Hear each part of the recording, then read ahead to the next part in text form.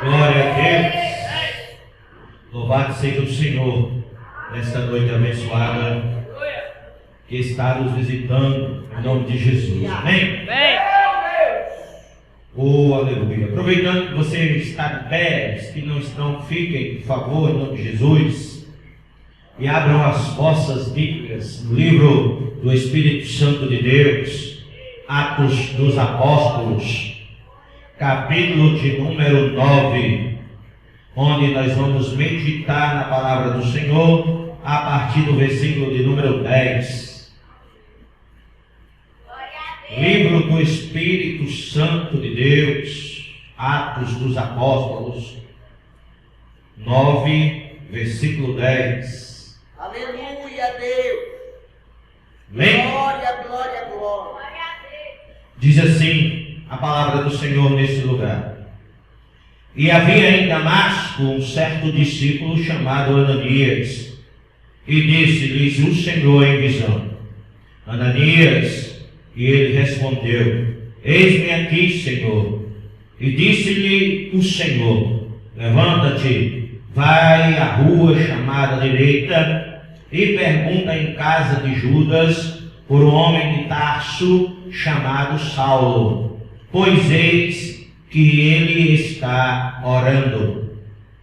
E numa visão ele viu que entrava um homem chamado Ananias, e punha sobre ele a mão, para que tornasse a ver. E respondendo Ananias: Senhor, de muito ouvi acerca deste homem, quantos males tem feito aos teus santos em Jerusalém. E aqui tem poder dos principais dos sacerdotes para prender a todos os que invocam o teu nome.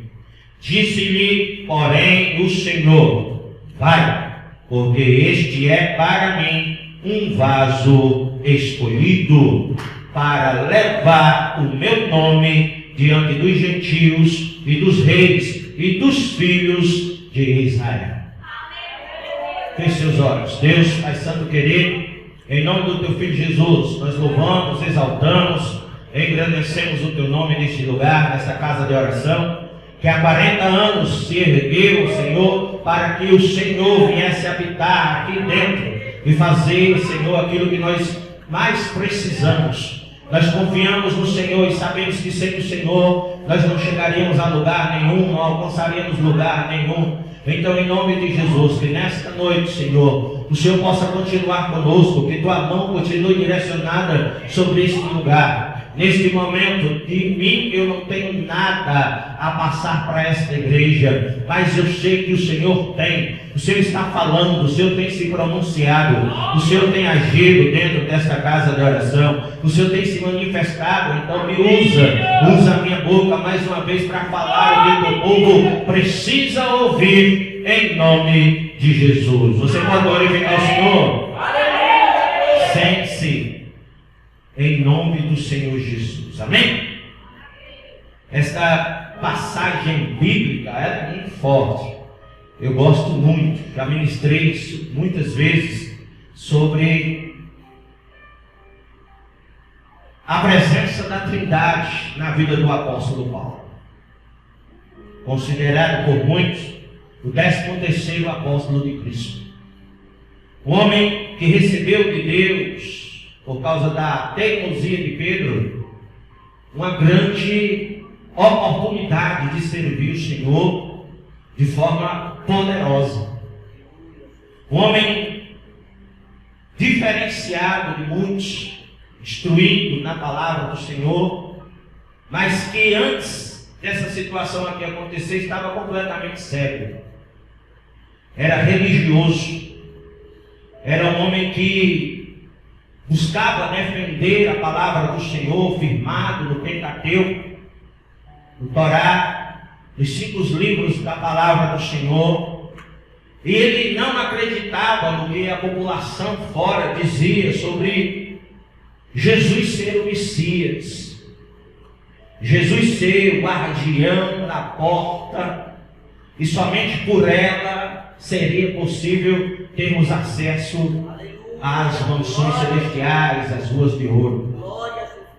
Um homem que se levantou contra o Filho de Deus para impedir que o Evangelho fosse proclamado, para impedir que o Evangelho alcançasse outras pessoas, para impedir que o Evangelho alcançasse outras nações, para impedir que o Evangelho chegasse até nós. E a palavra diz que ele empenhou toda a sua força, todo o seu vigor físico, para fazer com que essas coisas acontecessem, para paralisar a grande obra que Jesus tinha dado, para paralisar a grande obra que Jesus já estava formando, já tinha deixado a base pronta, o alicerce fortificado, já tinha levantado 12 homens e logo em seguida mais 70 para levar a palavra do Senhor, os instruiu na boa palavra, deu a eles conselhos, deu a eles estrutura para enfrentar as hostes malignas do mal, para resistir às tentações, para se fortalecer na fé, para estar constantemente em oração, para jejuar e buscar de noite e de dia a presença do Espírito Santo para a sua vida, porque esse foi um dos maiores presentes que Jesus nos deu. A palavra do Senhor diz nos finais dos evangelhos que o Senhor, antes de partir, ele disse: eu estou indo, mas deixo entre vós o Espírito Santo da verdade. Algo que nós ainda não tínhamos tido o privilégio de tê-lo habitando 24 horas por dia dentro do nosso ser, dentro da nossa vida, dentro do nosso corpo, nos instruindo, nos dando força, nos dando visão e atraindo os dons espirituais para as nossas vidas.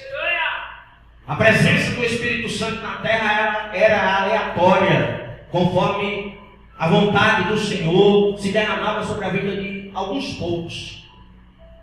Foi Ele que desceu como tocha de fogo dos céus e consumiu a lenha, consumiu o holocausto no qual o profeta colocou e destituiu, destronou, desmascarou os profetas de Baal.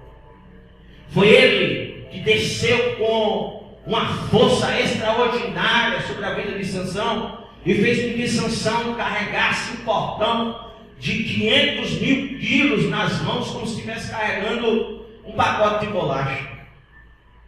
Foi ele que estava sobre a vara de Moisés, que fez a água amarga ficar doce, que fez o mar vermelho se abrir e o povo de Deus passar a pés enxutos, e também fez com que aquela mesma água que se abriu fechasse e aniquilasse de uma vez só um dos maiores inimigos do povo de Deus. Essa foi a bênção que o Senhor deixou quando subiu para ficar à direita do Pai, assumir o seu trono, mas deixou entre nós algo extraordinário que Paulo até então não conhecia, até este momento, até este capítulo de número 9 da palavra dos apóstolos, em Atos dos Apóstolos, escrito por Lucas, meu favorito evangelista da palavra do Senhor. Lucas relata que Paulo estava com cartas nas mãos para prender, matar, aniquilar, paralisar de uma vez por toda a obra que estava se espalhando de forma extraordinária, de forma grandiosa e rapidamente. Os milagres, os projetos, os prodígios, as maravilhas do Senhor, e que o Senhor Jesus fez na face da terra, já estava ecoando nos 4 cantos do mundo. Pessoas de longe, de perto, já vinham, estavam se direcionando, estavam sendo tocados pelo Espírito Santo de Deus, pelas coisas que o Senhor falou, ministrou, nas montanhas, nos vales, nos desertos, nas ruas da cidade, dos espíritos imundos que Ele expulsou, das pessoas que Ele curou, dos mortos que Ele ressuscitou, das mães que Ele acolheu, e com amor, com carinho, com zelo, contribuiu para o bem-estar das casas e das famílias. Paulo não compreendia isso. Paulo enxergava Jesus e o nome de Jesus como uma ameaça, e saiu com grande força para tentar fazer algo com o poder que ele achava que tinha nas suas mãos para paralisar a obra do Senhor. Talvez ele não tivesse lido Isaías, que diz que quando a mão do Senhor está sobre alguém, ou sobre algo, ou sobre alguma coisa, ninguém pode parar a obra do Senhor. Mas tem pessoas que são assim, elas são teimosas, elas pagam para ver. Porque ela acha que acontece com todo mundo, menos com elas mesmas. Então Paulo se atreveu a desafiar Jesus. Paulo se atreveu a desafiar o projeto que Deus tinha para a humanidade. Ora, nem Satanás conseguiu paralisar a obra redentora e salvadora do nosso Senhor Jesus Cristo na cruz do Calvário. Nem a morte. Jesus ressuscitou para nos trazer vida. Jesus ressuscitou para derramar poder sobre as nossas vidas. Jesus ressuscitou para nos dar autoridade sobre principados, potestades, legiões e príncipes das trevas, e derramar o dom que nós precisamos, as ferramentas necessárias que nós precisamos para caminhar com fé, sabendo que Ele nos guarda, que Ele nos protege, que Ele nos livra, que Ele nos blinda, que Ele nos fortifica para continuarmos marchando na obra do Senhor. Paulo de repente recebe uma explosão de energia diante dos seus olhos, e a luz era tão intensa que ele, nesse exato momento, perdeu a visão e ficou cego. E a palavra diz que ele se desesperou, porque era um homem robusto, era um homem ágil, era um homem sempre alerta. E naquele momento o Senhor tinha tirado dele todas as possibilidades de defesa. O homem cego, ele não tem como se defender, ele não sabe de onde está vindo o ataque. Talvez seja por isso que o evangelista Lucas, o médico Lucas, o discípulo de Paulo, relata aqui, não estranho, discípulo sim.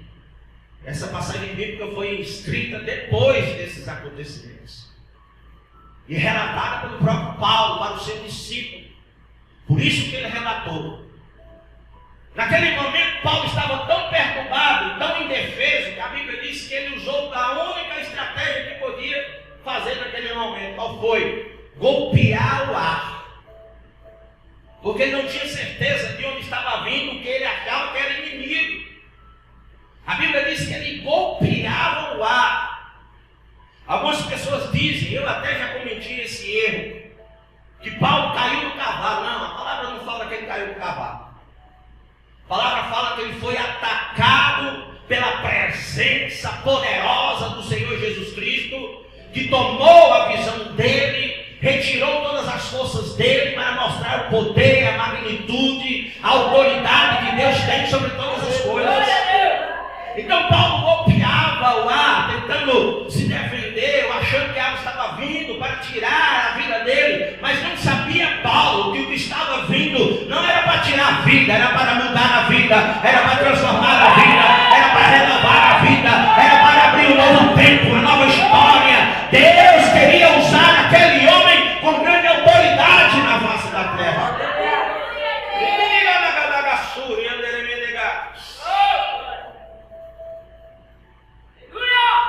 Os homens de Paulo o ajudam. E neste momento Paulo é o único homem na face da terra a testificar para a posteridade, para gerações que ainda possam vir, e parece que já se passaram desde este tempo, desde esse esclarecimento que a Bíblia nos dá sobre a vida de Paulo. Paulo é um dos primeiros homens na face da terra a testificar a existência da Trindade. Porque até os dias de hoje ainda há pessoas que duvidam. Ainda há pessoas que não acreditam que o Senhor se manifesta em três formas diferentes. Então Paulo, nesse momento, ele é visitado pelo nosso Senhor, pelo nosso advogado fiel, pelo leão da tribo de Judá, pelo general de guerra. A voz é forte e poderosa e diz assim: Paulo, Paulo, por que me persegues? E Paulo pergunta quem é, e diz: sou eu, Jesus. Então nesse momento Paulo estava sendo visitado pela primeira pessoa da Trindade, Jesus de Nazaré. E nesse momento perdido, cego, sem forças, e sem mais autoridade, é levado não mais pelos seus soldados, não mais por aqueles que o seguiam. A palavra diz que os levaram para uma casa estranha, para uma casa de alguém que ele não conhecia, para a casa de alguém que era desconhecido até por alguns discípulos do Senhor. Tanto que o Senhor deu o nome da rua, deu o endereço, disse quem era o dono e onde ele estava. Porque o Senhor também é extraordinário. Aí nesse momento entra nessa história a segunda pessoa da Trindade, quem é Deus. Enquanto Paulo chora e se atormenta por causa da cegueira, por causa da incapacidade momentânea, o Senhor se manifesta para um dos seus discípulos de nome Ananias. E diz: Ananias, vai até a casa de um homem chamado Judas, na rua chamada direita, porque lá tem um homem que está orando há 3 dias, e numa visão, aí entra a terceira pessoa da Trindade, o Espírito Santo de Deus, porque as visões são dadas pelo Espírito Santo de Deus sobre as nossas vidas em forma de dons espirituais. Aleluia! Então nesse momento se concluiu uma obra extraordinária sobre a vida de Paulo, a visitação dos 3 seres mais poderosos da Bíblia, fazendo um único homem uma grande obra. O Espírito Santo revela a Paulo que o homem entraria pela porta e colocaria a mão sobre ele e retiraria as escamas dos seus olhos, ou seja, aquela cegueira cairia por terra. E assim faz. Mas pausa nessa história, eu preciso falar algo muito importante da parte de Deus aqui neste momento. No momento em que o Senhor chega para Ananias e diz o que ele tinha que fazer, Ananias se manifesta de forma contrária à vontade de Deus. Certamente por medo, por pavor, porque sabia a grande autoridade que Paulo tinha nas suas mãos. E diz assim: Senhor, mas aquele homem, ele pode prender, ele está procurando quem fala algo em teu nome. Ele está procurando quem proclama o Evangelho. Ele está perseguindo, e nas suas mãos a carta de morte. A autoridade não só para prender, Senhor, mas para jogar na cova. Certamente Ananias estava tomado de pavor. Mas eu quero fazer menção dessa passagem, desse texto, desse momento, desse versículo, para nos lembrar que há muitas pessoas assim até nos dias de hoje. Existem muitos Ananias que não compreendem o amor incondicional de Deus pelas nossas vidas.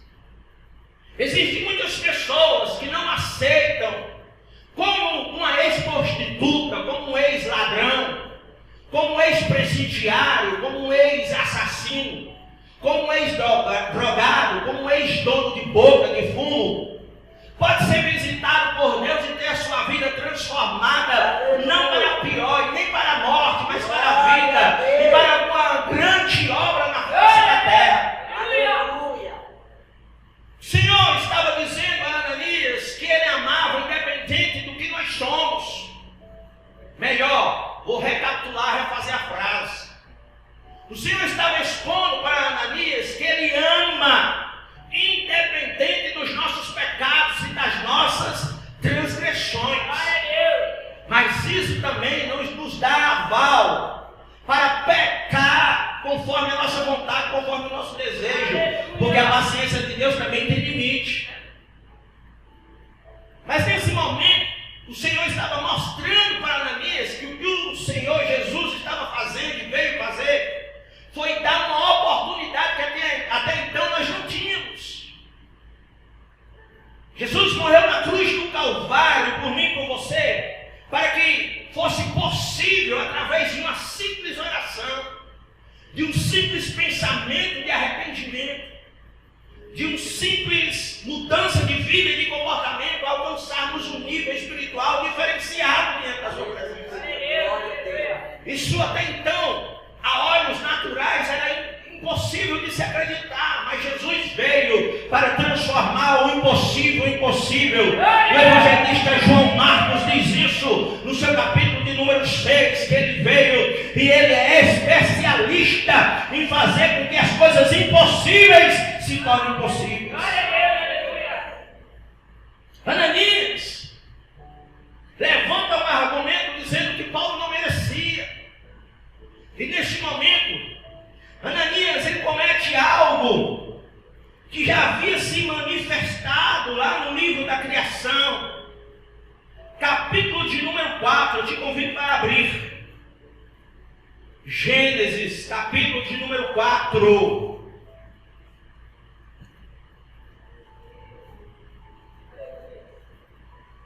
Glória a Deus. A partir do versículo de número 8, que diz: E falou Caim com o seu irmão Abel, e sucedeu que, estando eles no campo, se levantou Caim contra o seu irmão Abel e o matou. E disse o Senhor a Caim: Onde está Abel, ao teu irmão? E ele disse: Não sei, sou eu guardador do meu irmão? E disse Deus: Que fizestes? E olha só, presta bem atenção a partir dessa interrogação que é que Deus vai falar. A voz do sangue do teu irmão clama a mim desde a terra. E agora, maldito és tu, desde a terra que abriu a sua boca para receber a tua mão o sangue do teu irmão. Presta atenção agora neste outro versículo da parte de Deus, que vai dizer assim, olha só: Quando lavrares a terra, não te dará mais a sua força, ponto e vírgula, fugitivo e errante serás na terra. Mas o que tem a ver isso com a palavra do Senhor, que nós estamos meditando nessa noite de hoje? Muitas coisas. Volte lá para Lucas. E agora abra no capítulo de número 11, versículo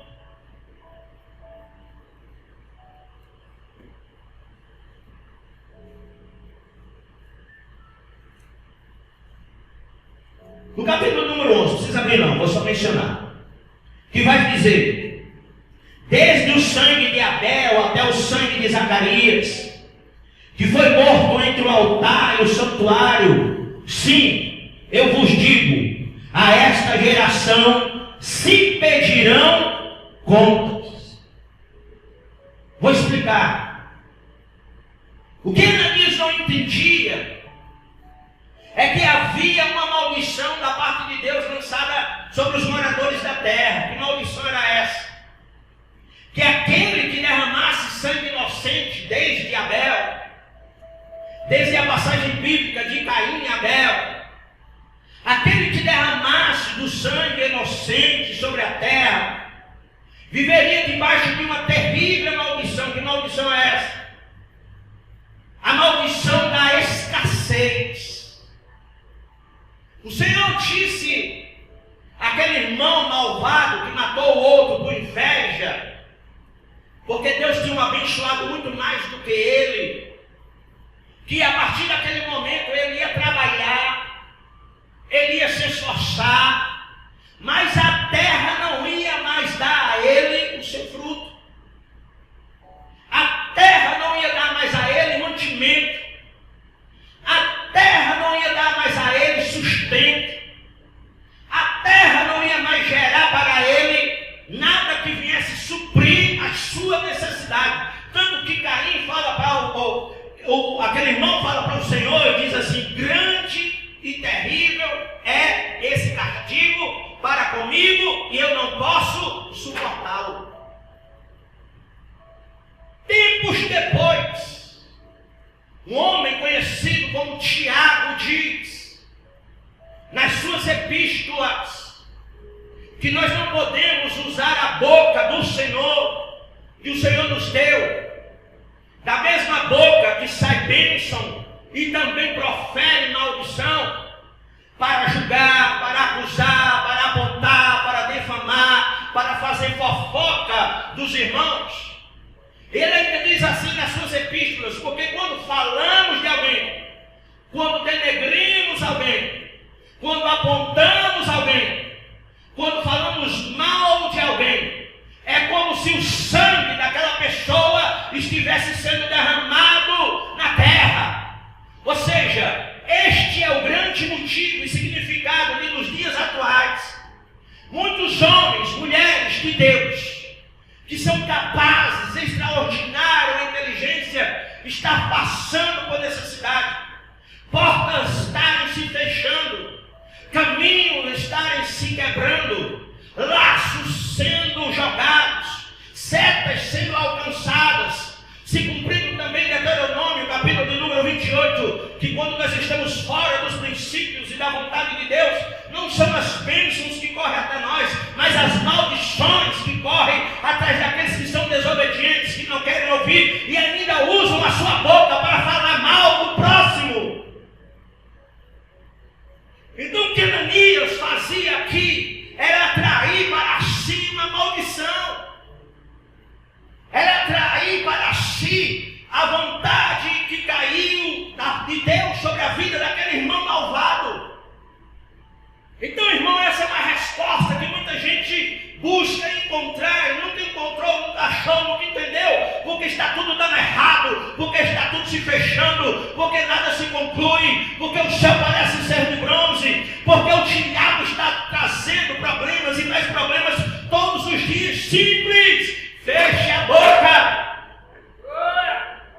pare de falar mal, pare de cometer o pecado da maledicência, pare de infringir as leis de Deus.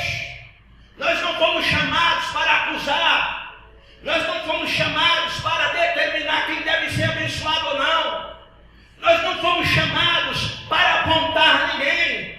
A nossa boca, ela foi feita, ela foi criada para ser bênção na vida das pessoas e não para amaldiçoar pessoas. O que eu estou hoje de posse do Espírito Santo de Deus é para te dizer: ponha um fim nesta maldição hoje. Peça perdão por todas as coisas que você falou, por todas as coisas que nós falamos, por todas as coisas que nós pronunciamos, que trouxe algum impacto para a vida de alguém, que trouxe algum impacto para o ministério de alguém, que trouxe algum impacto para a obra de alguém, que trouxe algum impacto para o reino de Deus, que tentou impedir os projetos e as coisas que Deus tem para a vida de outra pessoa, só porque não aceitamos, não entendemos como Deus usa alguém que não vale nada, coloca para se assentar entre os príncipes e para reinar ao lado deles. Aleluia, Deus. Glória a Deus. Deus pode.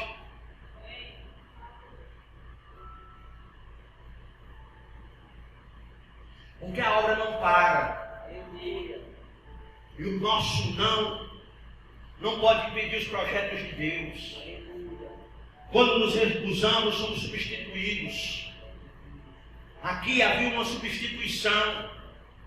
O Senhor estava se manifestando para Pedro, no alpendre da casa de um pecador chamado Simão, e descendo sobre ele um lençol com vários répteis, animais, que para os israelitas eram coisas imundas.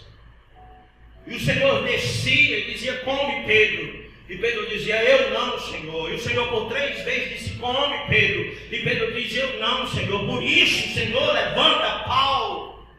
O Senhor queria que Pedro, havia uma promessa: Pedro, tu me amas? Amo sim, Senhor. Apacenta as minhas ovelhas. Sobre ti eu formarei a obra do Senhor, sobre ti eu erguerei a minha igreja. Mas Pedro se negava, Pedro não entendia o modo do Senhor fazer. Por isso que o Senhor disse para ele: para você essa carne não vale nada, para você isso é coisa podre. Para você isso é coisa imunda. Mas quem pode amaldiçoar, apodrecer ou recusar as coisas que Deus já abençoou? Aleluia, Deus. Levanta Paulo. E Ananias tenta usar as mesmas estratégias que o inimigo vem usando há um tempo e impedir que a bênção de Deus alcançasse o esplendor da vida de Paulo. Glória a Jesus.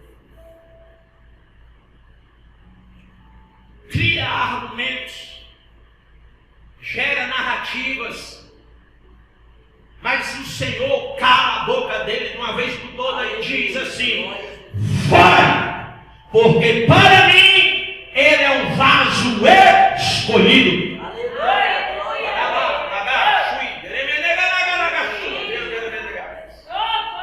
Eu quero dizer para você que passou por esta porta, que entrou por ela hoje, talvez cabisbaixo, cabisbaixo, triste, angustiado, oprimido, por causa do tempo ruim, por causa das coisas que estamos vendo, por causa que alguém andou falando ou andou dizendo sobre você, ou por causa de algum apontamento ou de uma história infundada. Porque todas as histórias têm dois lados. Nosso mal é que nós só escutamos na maioria das vezes apenas um. Mas eu quero te dizer nesta noite em alto e bom som, não importa o que o inimigo está falando de mim e de você, não importa o que o diabo está levantando contra mim ou contra você, não importa as calúnias, as fofocas, os prints, os status para cutucar, não importa as postagens para magoar, não importa os recados que os cavaleiros do inferno faz questão de trazer, não importa, não se preocupe, Deus é maior, Ele é maior, Ele é maior, Ele é maior, Ele é maior, Ele é maior, Ele é maior. E para Ele, eu e você somos vasos escolhidos para cumprir e fazer uma grande obra. Um dos maiores apóstolos do Senhor se levanta, passou por tribulação, passou por agonia, passou por rejeição. Nem os escolhidos que viram Jesus acolhendo todos os tipos de pessoas quiseram aceitá-lo. Mas a obra de Deus não foi paralisada. Aleluia, glória. Ninguém conseguiu parar. Aleluia. Ninguém conseguiu deter. Glória a Deus. Igrejas se levantaram, cartas foram escritas, vidas foram mudadas, vidas foram alcançadas. A palavra diz que havia tanto poder na vida de Paulo que o lenço dele era suficiente para curar as vidas onde ele tocava. É isso que Deus quer fazer comigo e com você. É isso que Deus quer nos usar para fazer. Mudar vidas, mudar vidas, mudar vidas.